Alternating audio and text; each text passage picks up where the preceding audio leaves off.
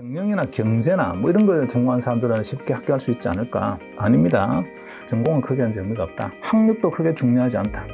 CFA 자격증이 고학력자 위주 혹은 진입장벽이 높은 자격증이라는 인식이 있는데 비전공자로서 자신이 없는 상황이어도 도전 가능한 자격증일까요?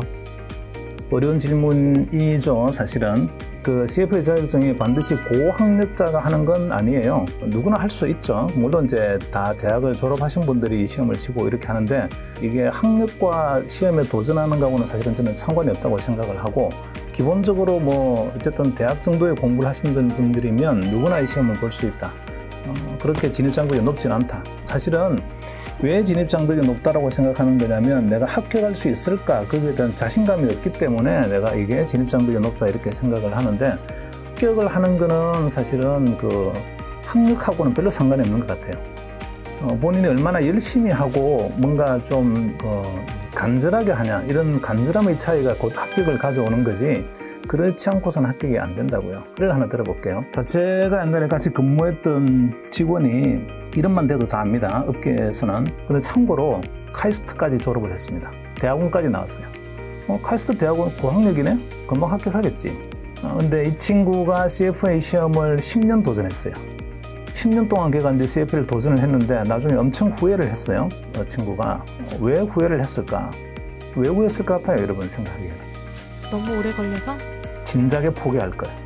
CFA를 제가 강의를 하잖아요. 근데 이 CFA를 강의하는 저보다도 CFA 히스토리를 더 많이 알아요.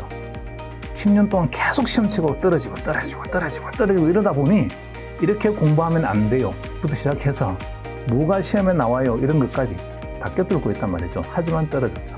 10년 동안 했음에도 불구하고 CFA 합격을 못했어요. 고학력은 합격 가능성이 높다는 이퀄 등식이 성립이 안 되는 거죠.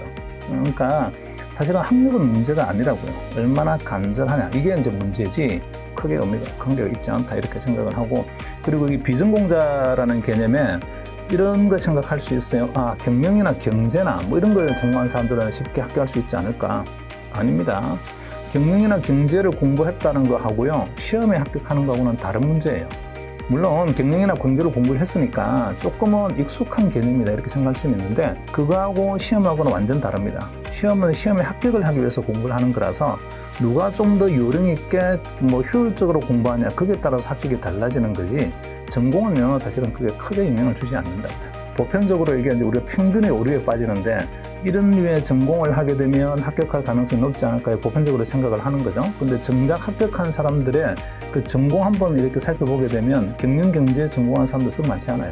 오히려 의학 전공하거나 이렇게 일반 사회과학 쪽 했거나 이런 분들도 합격하시는 분들이 많고, 특히나 또 이공계 계통하시는 분들, 이런 분들 합격한 사람들 굉장히 많습니다.